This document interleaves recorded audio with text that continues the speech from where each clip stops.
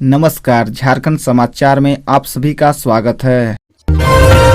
CP Singh ने बन्ना गुप्ता के लिए ये 6 सवाल दी चुनौती। आलमगीर आलम ने बताया पार्टी का स्टैंड। भाजपा विधायक सीपी सिंह ने वायरल वीडियो प्रकरण में स्वास्थ्य मंत्री बन्ना गुप्ता से 6 सवाल पूछे हैं। साथ ही बन्ना गुप्ता को सीबीआई जांच कराने की चुनौती दी है। उन्होंने कहा कि बन्ना गुप्ता एक पत्र मुख्यमंत्री को लिखे और अपने मामले के साथ साथ मुझे फंसाने की विफल कोशिश करने वालों को भी सजा दिलाने के लिए सीबीआई जांच की मांग करे। इस कीचड़ में कूदना नहीं चाहता। सीपी सिंह ने कहा कि मंत्री बन्ना गुप्ता ने प्रेस कॉन्फ्रेंस में पानी का घूंट पी कर कई बार मेरे नाम का जिक्र किया। मैं इस कीचड़ में कूदना तो बिल्कुल भी नहीं चाहता, लेकिन बुधवार को जब बन्ना गुप्ता के प्रेस कॉन्फ्रेंस से लगभग साफ हो गया कि वे अपने मामले की लिपापोती में लग गए हैं और इसके बाद भी वे मीडिया के सामने सीना चौड़ा कर बैठे हैं, तो मेरे सवालों का जवाब दे। 24 अप्रैल की रात्रि को मेरे फोन नंबर पर रात 1:15 में आए कॉल की पूरी जानकारी मोबाइल नंबर के साथ कॉन्फ्रेंस के माध्यम से सभी को दे दी है। तो अब किंतु परंतु कहाँ है बन्ना गुप्ता जी?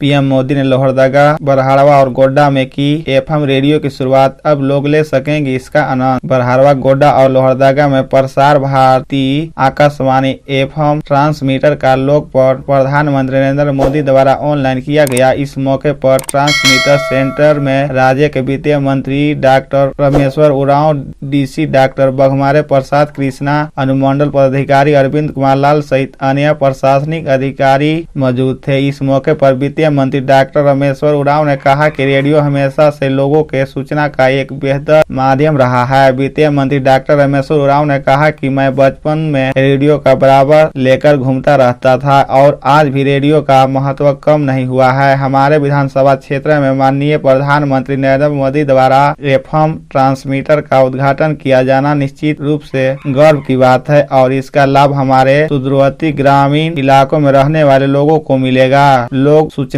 सुनेंगे, मौसम की जानकारी लेंगे, सरकारी योजनाओं की जानकारी उन्हें मिलेगी। लोग विकास के पथ पर अग्रसर होंगे।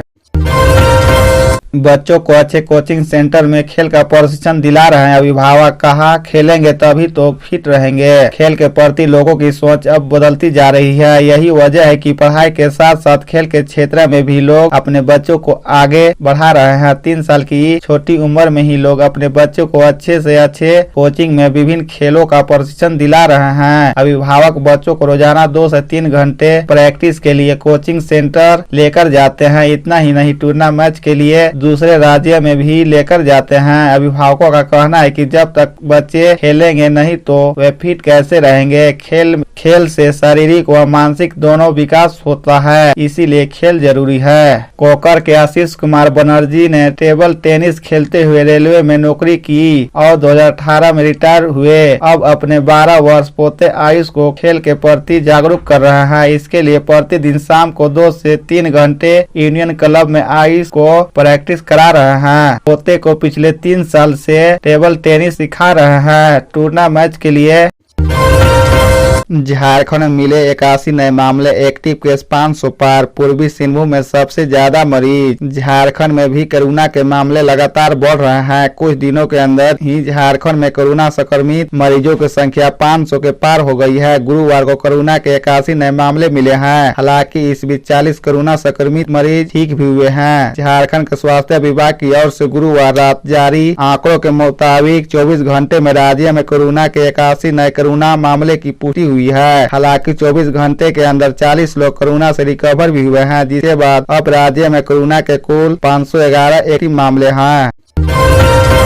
स्कूल में शिक्षक के सामने ही बच्चे ने तोड़ दिया दम। मजदूर पिता ने नहीं करा सके इलाज। प्रखंड के बूढ़ा कुखरा स्थित प्रोग्रेसिव चिल्ड्रेन स्कूल में गुरुवार को कक्षा में पढ़ाई के दौरान 4 साल का अर्पण अचानक गिरकर बेहोश हो गया, जिसके बाद उसकी मौत हो गई। घटना सुबह करीब 7 बजे की है। बूढ़ा खुखरा निवासी गौरव खलखो ने अपने पुत्र अर्पण खलखो का 10 दिन पहले ही फ्री नर्सिंग में एडमिशन कराया था। मां संगीता खलखो ने बताया कि उसके छोटे बेटे को दिल की बीमारी थी। रिम्स में उसका इलाज चल रहा था, जहां डॉक्टरों ने बताया कि उसके दिल में छेद है। डॉक्टरों ने 4 साल का होने के बाद बच्चों का ऑपरेशन कराने की सलाह दी थी। उसके पति चेन्नई में मजदूरी करते हैं। वहां से लौटने के बाद उन्होंने अर्पण के ऑपरेशन कराने के बारे में सोच रहा था। बताया जाता है कि अर्पण शुरू से ही क्लास आने पर रोता था। गुरुवार सुबह भी वह शिक्षक की उपस्थिति में बेंच पर बैठकर रो रहा था।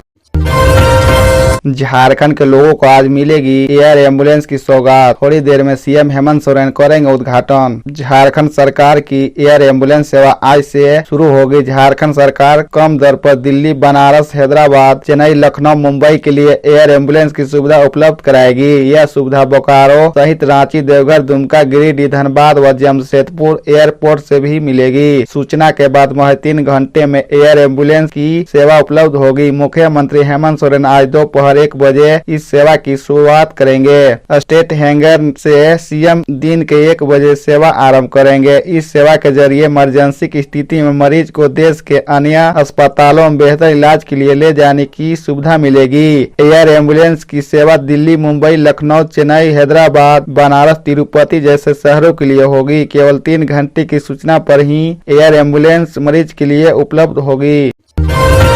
सभी नगर निकाय के निर्वाचित प्रतिनिधियों का कार्यकाल खत्म। सीएम हेमंत सोरेन बोले, जल्द कराएंगे चुनाव। झारखंड के सभी 34 नगर निकाय परिषद के निर्वाचित प्रतिनिधियों का कार्यकाल गुरुवार को खत्म हो गया।